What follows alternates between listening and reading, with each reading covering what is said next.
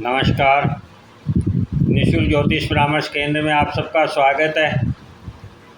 आप सभी को धनतेरस से लेकर भाई दूज तक पंचदिवसीय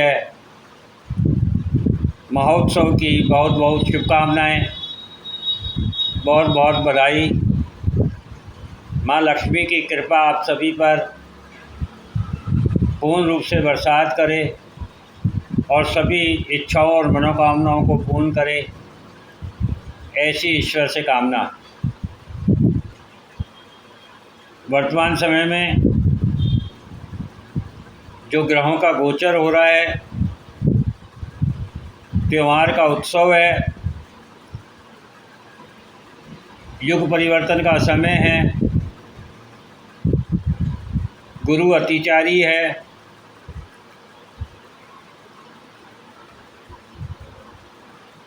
विश्व स्तर पर सभी जगह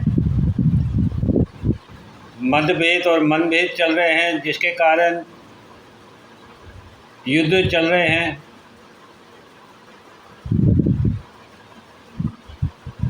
कहीं टैरिफ वार है, कहीं सोने चांदी की तेजी है।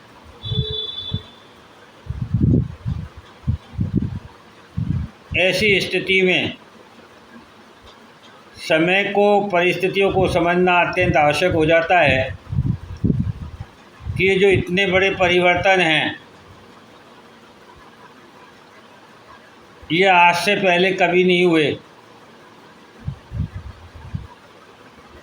तो ऐसा क्या हुआ कि वर्तमान समय में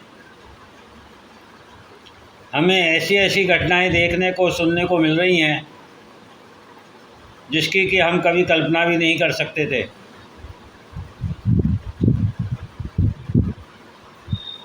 तो आप देखेंगे कि 18 अक्टूबर को गुरु जब कर्क राशि में उच्च के होंगे,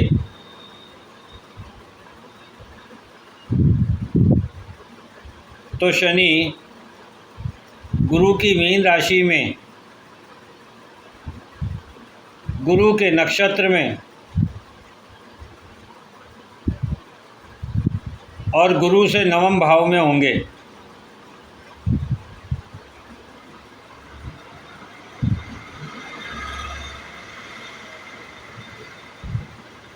ऐसी स्थिति में नवम भाव धर्म को बताता है।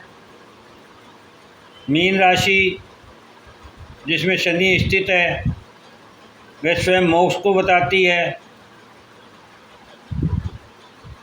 गुरु स्वयं धर्म के कारक हैं और कर्क राशि में हैं। और कर्क राशि जल तत्व की है, हमारे मन और इमोशन से जुड़ी है। तो क्या पिछले 30 वर्षों में हम अपने जीवन को जिस तरीके से जी रहे हैं, जिन इमोशन के साथ जुड़ कर के हम अपने कर्म कर रहे हैं, उनमें क्या कहीं कोई धर्म, कोई संस्कार, कोई ज्ञान, कोई नीति, कोई नियम, कुछ भी कहीं पर भी है? मुझे तो नहीं लगता कि कहीं कुछ है, क्योंकि पिछले 30 वर्षों में हम जिस प्रकार से संग्रहण की प्रवृत्ति में आ गए हैं और आने वाली 2, 4, 5 पीढ़ियों की व्यवस्था करके जाना चाहते हैं, इससे स्पष्ट है कि हमें कहीं ना कहीं ये भय है, डर है कि हमारी संतान और आने वाली पीढ़ी वह शायद कुछ करने लायक नहीं रहेगी या नहीं है, वह कमज़ोर है। इसलिए हम उन सब की व्यवस्था करना चाहते हैं।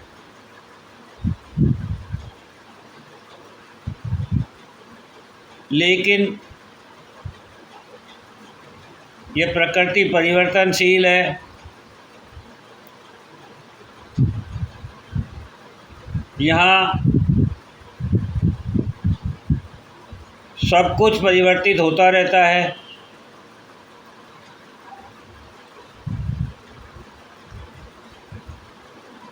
इसीलिए वर्तमान समय में गुरु जब उच्च के होंगे तो आप देखेंगे कि शुक्र भी नीच के हैं, सूर्य भी नीच के हैं,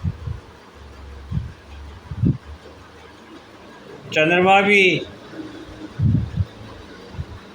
अमावस्या के निकट है,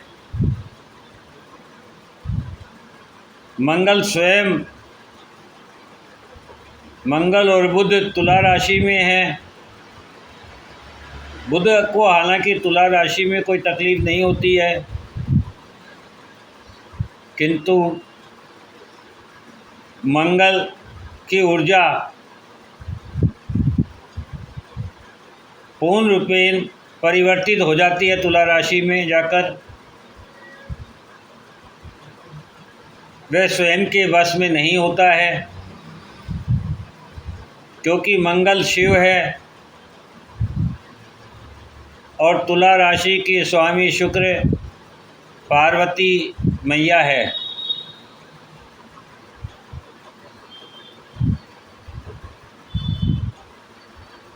ऐसी स्थिति में कोई भी ग्रह वर्तमान समय में गुरु का सापेक्ष नहीं पा सकता है।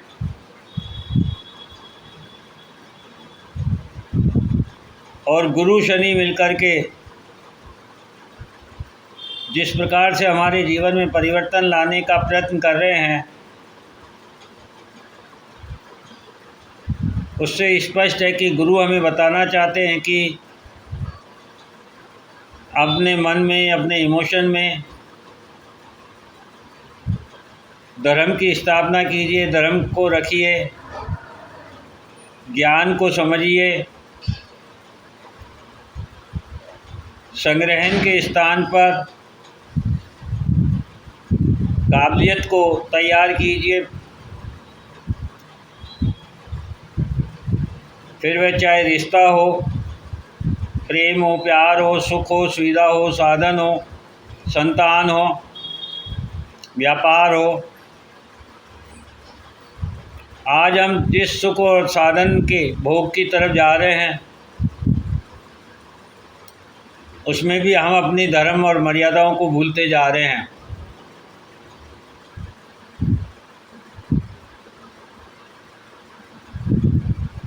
तो यहाँ पर गुरु मात्र 45, 48, 49 दिन के लिए आ रहे हैं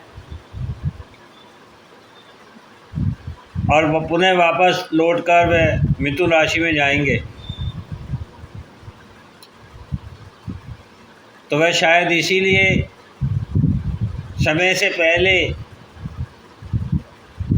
कर्क राशि में आकर हम सबको ये बताना चाहते हैं, समझाना चाहते हैं कि अपने मन और इमोशन पर नियंत्रण कीजिए, धर्म और ज्ञान की स्थापना कीजिए, क्योंकि जून 2026 में उन्हें लौटकर कर्क राशि में आएंगे और फिर कर्क राशि से भी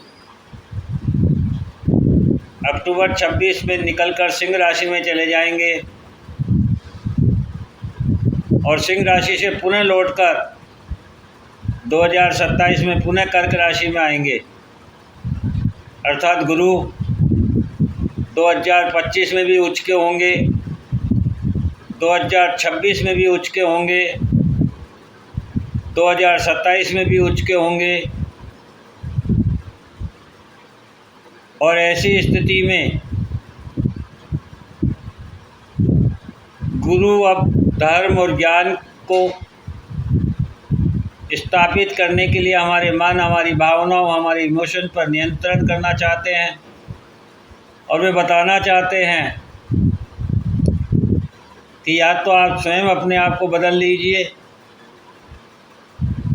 नहीं तो प्रकृति फिर अपने तरीके से जब बदलेगी तो निश्चित रूप से कंफर्ट जोन से बाहर आने में हमें तकलीफ़ होती है। उस परेशानी से बचने के लिए सबसे आसान तरीका है कि हम अपने जीवन के धर्म को समझें,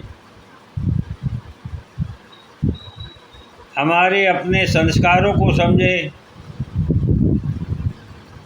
इस प्रकृति के ज्ञान को समझें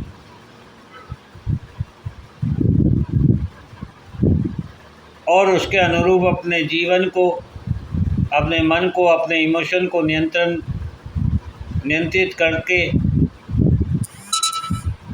अपने जीवन का सदुपयोग करें।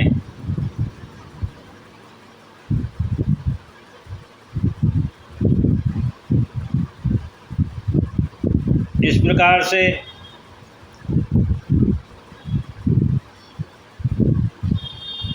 सूर्य का परिवर्तन, शुक्र का परिवर्तन, बुध का परिवर्तन, मंगल का परिवर्तन, ये सभी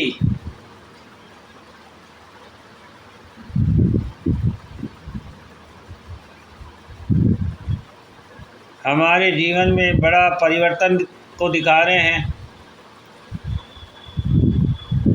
और इस परिवर्तन के शुभ लाभ प्राप्त करने के लिए हमें अपने मन पर नियंत्रण करना होगा, इमोशन पर नियंत्रण करना होगा और धर्म और ज्ञान की स्थापना करनी होगी। जय हिंद, जय भारत।